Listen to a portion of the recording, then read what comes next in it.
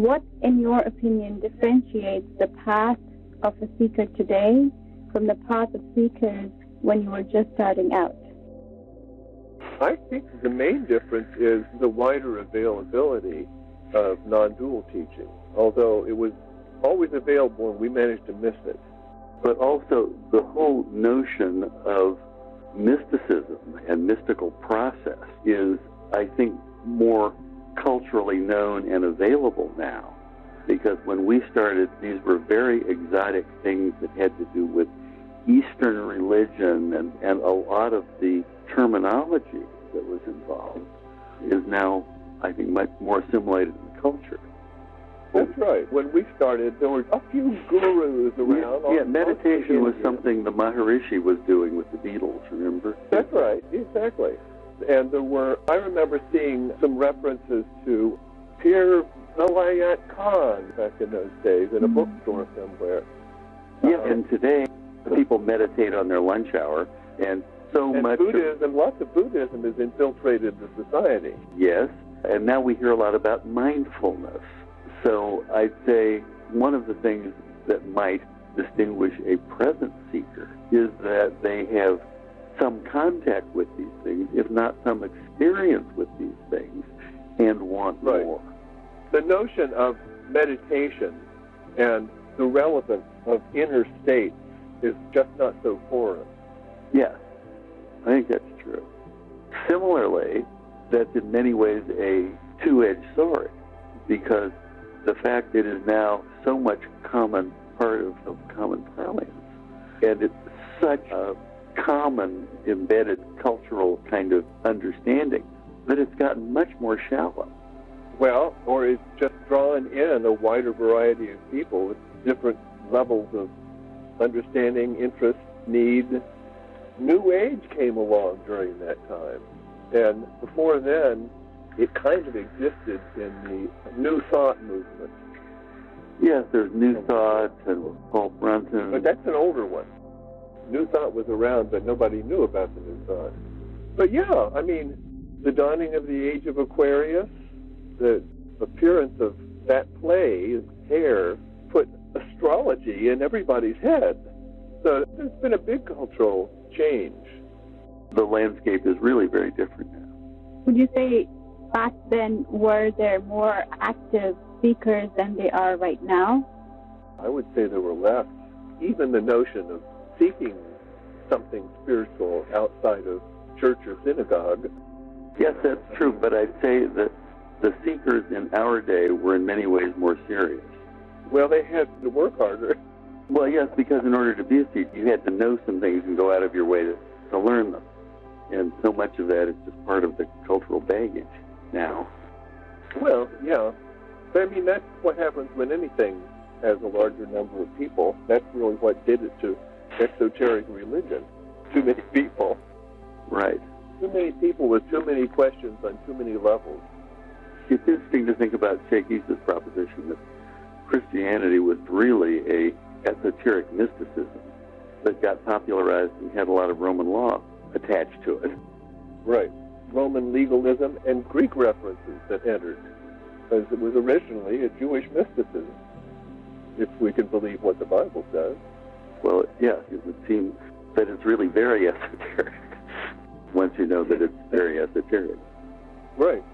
And Sheikh Isa made the point that Christianity was esotericism that became exoteric, and that Islam was mostly exoteric, and the Sufis made it esoteric. But no, I'm not really quite so sure that right there during the descent of the revelation, that given the miraculous, mystical nature of the phenomenon, I would imagine that Islam and its early handful of people were pretty esoteric, even though esoteric practices had not yet developed. In other words, I think they were in touch with the mystery. They had sort of direct contact with it. I think that's a good description. It doesn't take long to add new people and have it start getting formalized. People ask a lot of questions, and they get answers. The questions, on their own level. Do you think the questions today are different? Well, I don't know. I don't know either. The questions I get tend to be from people who have some idea what they're looking for, and if not, have found it to some degree. I think that would be a different set of questions than somebody like Brother James might get. Well, but who are you getting the questions from? Well, generally from people who know about the Tariqa or belong to the Tariqa. Right, that's already getting pretty close to the inner teachings already. I think there probably are more serious seekers because the meme has gone viral. Just to add on this, would you say traditionally a seeker would normally seek within their own tradition, but now traditions have been globalized, considering that many people start out as a functional atheist and they have every religion at their fingertips to choose from? Would you say that there are more pitfalls or opportunities, the fact that there's so many traditions to choose from? Yes, both. It certainly works both ways. Well, I think these days you have a lot of people who have rejected their religion of birth because it hasn't fed them well enough, and they've looked elsewhere. And then they're better able to see what they're looking for in some other tradition, and sometimes they return to their own. Yes, we've certainly seen that. They could relate to that easily. I grew up nominally a Christian, but I don't know that I had any real appreciation for Christianity until I'd been a Muslim for years. Absolutely true for me. We knew there was something there, but we just couldn't find any manifestation of it and didn't know what it would look like. Yes. And this kind of brings me to another question. Many of us seekers are rootless and spiritually homeless. Coming to a tradition, we seek to become part of a community, to make a home and to set down roots. Yet each tradition has its own background, its own aesthetic. Coming to Islam, which originated in a desert environment, did you ever feel apprehension about or reluctance to submit to any unique forms of Islam? Oh, yes. Anything other than esoteric Islam would have been intolerable. And what made it so wonderful was Sheikh Issa's, what he used to call essential Islam, which is what we have in the Tariqa. One of the difficulties with Islam is not so much the desert, although the desert's part of it, is the cultures that it came from and the enormous amount of cultural baggage it carries with it. For a religion that is fundamentally about the divine unity, look at all this stuff. And its roots, universalist. Yes, at its root universalist. And explicitly so. That's right. And I wanted you to be all one people. Yes. And I found that very much of the exoteric felt oppressive. But the Sunnah made sense because it's a form of remembrance. And this varies greatly by personal type and temperament. There are those who have come to the Tariqa and have found the world of Islam a very comfortable home to live in. There are people who have come to the Tariqa who accept the packaging, but this is the package that comes in okay. And both are possible. Yeah. I mean, it comes in a form. You can't escape some of the form. Right. Has to have a form. So was there any part of its form that you felt apprehensive towards or any reluctance to follow in the beginning? Well, it's a royal pain to do the prayers. 5 times a day. Yeah, when you've never had anything like that, that was a lot to swallow. But it could be done. And of course, you appreciate it more too. I remember when I learned about the ritual prayer, I thought, how remarkable.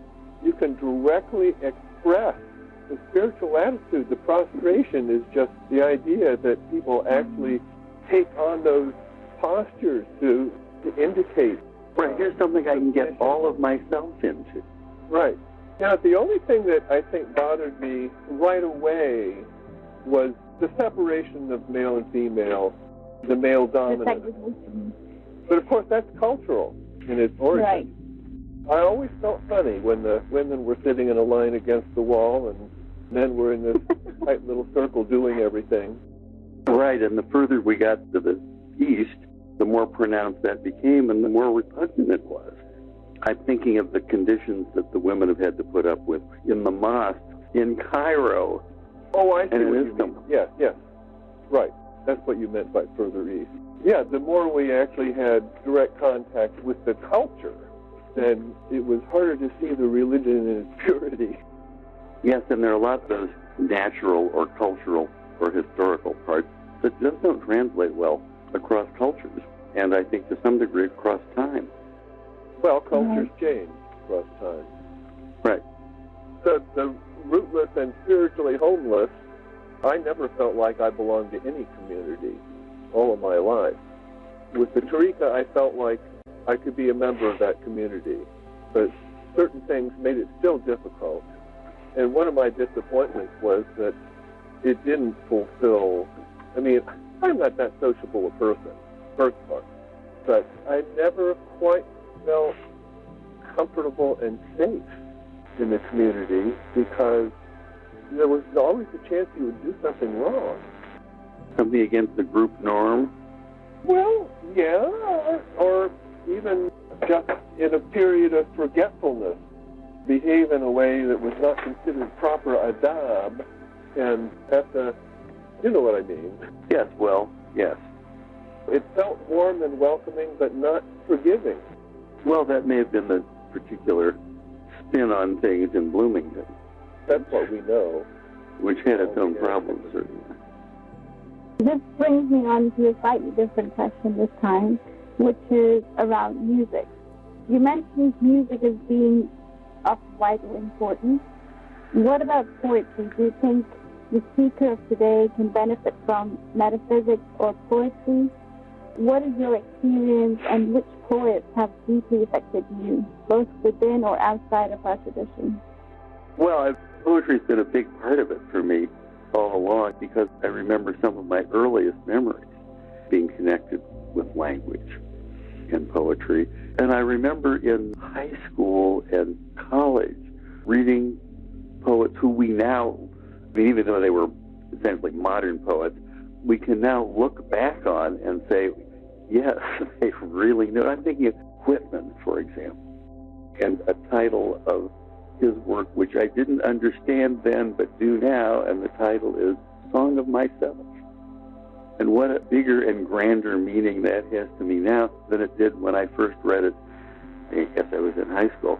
But there was something there. There was a hint, a quality. It pointed in a direction.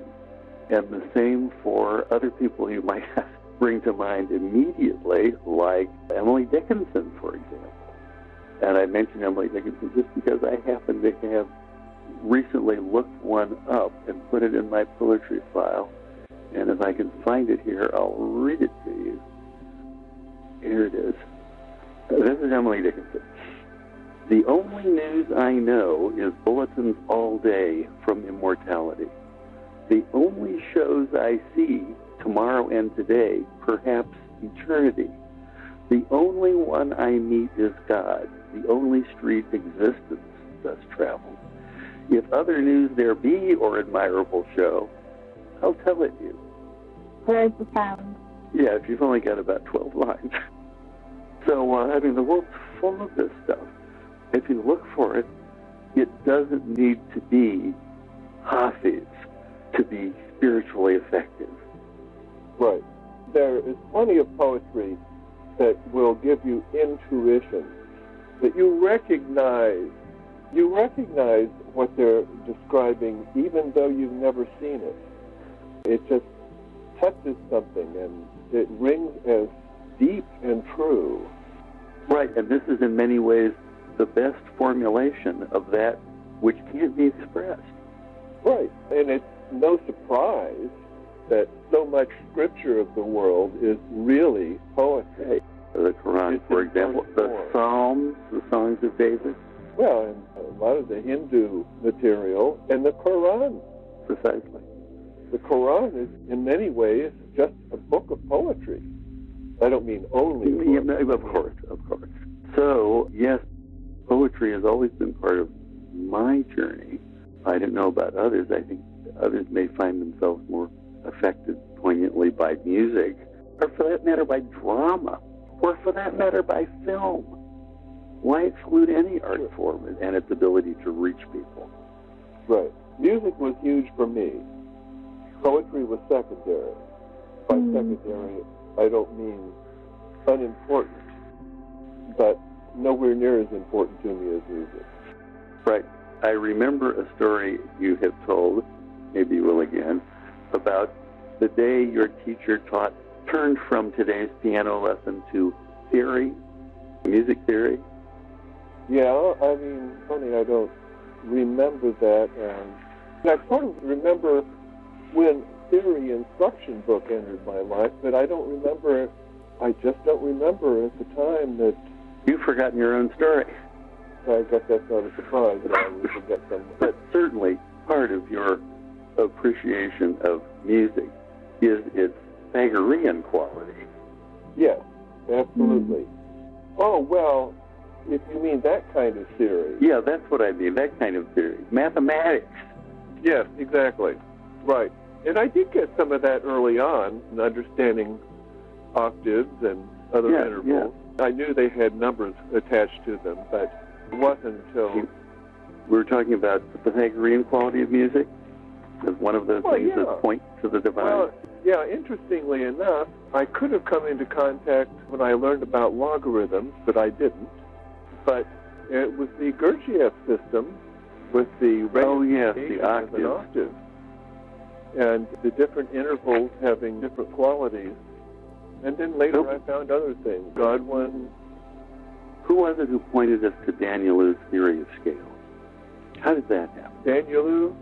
Remember the introduction to the theory of scales, where the first chapter is metaphysical correspondences?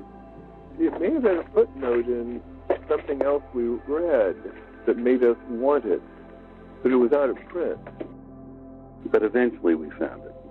Yes. And it's quite a work. Well, I couldn't read much of it because it required much more knowledge of music than I had. It was more technical than I could handle at a certain point into the book. I could have, if I wanted to back up and get that deep into the musical theory with all these micro intervals, divisions like commas, small parts of an interval. It was really a reference to how God creates the world in terms of musical scale and structure. And it was just wonderful. Later on, when we came into contact with things like Fibonacci and things like that were found in nature, it was kind of just, oh yeah, that's great. Not, who would have thought? Yes, that's right. That was very much the experience. That brings me to the last question, which is about technology. So, Parasha asks, do you feel that modern technology is a help or hindrance on the path, or neither? Please give stories and examples of ways in which it has helped or hindered you. Well, like all phenomena, it has a good part and a bad part. All things that exist do that. And I think what's important at this point in the cycle is to realize that we do live in a world of technology, and we need to deal with it and not run from it, and on the other hand, not overestimate it and give it values that it doesn't have. There's something in being a perennialist or a traditionalist that is somehow automatically opposed to technology and the insistence that things were always better in the past. I'm not sure that's really true. And when I think about books, for example, which is clearly an endangered form of expression, I mean, the notion of taking ideas and putting those ideas in ink on dead trees, I mean, that's an idea that's just not going to be sustainable, particularly given the efficiency of other ways of doing things. And I think I hear a lot of traditionalists saying, oh, this is terrible, but I wonder what they said when books came into being. When movable type appeared, and it became feasible to print all kinds of trash, and the labor required to copy manuscripts kind of helped guarantee that only the things that people thought were really important got duplicated. And right, and then I can imagine arguments about how wisdom is really written on scrolls, and now they're chopping it up into pages. But even on scrolls, they were in pages. Right, but you see my point. I do see your point, yeah.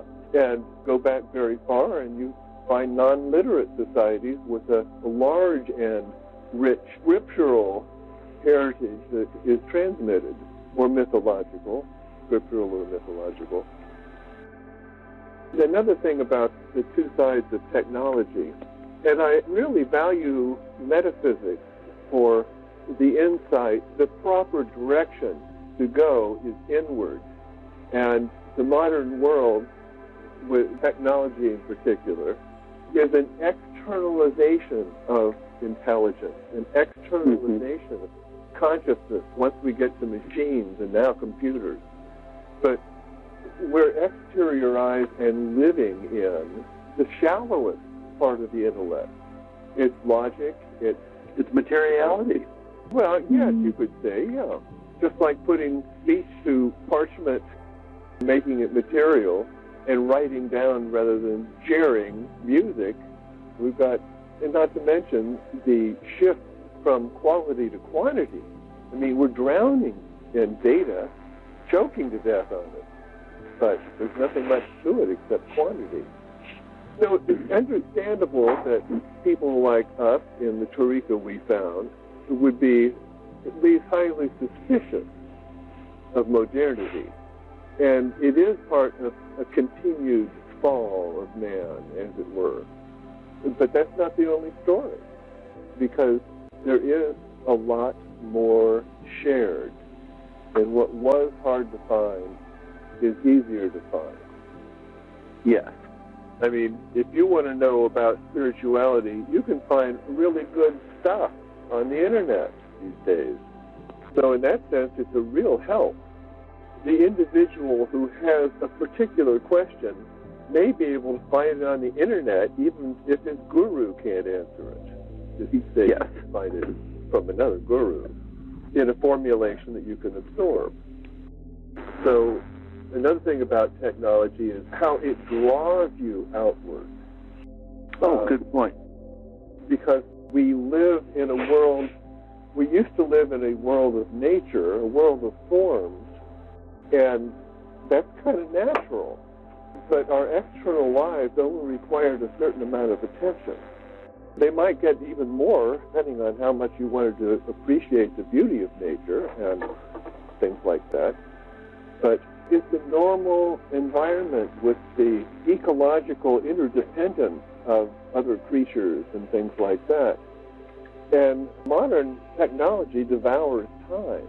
As it becomes more immersive, we are going to get more immersed. And I know that I certainly had a lot of distraction from it, especially being a techno nerd most of my life. And even now, I can get lost on the internet. So that's a real downside. But it's a similar downside to the fact that it became economical to print pulp fiction and all kinds of shallow material. We now have access to information of all kinds of different qualities and more of it than anybody can possibly begin to absorb.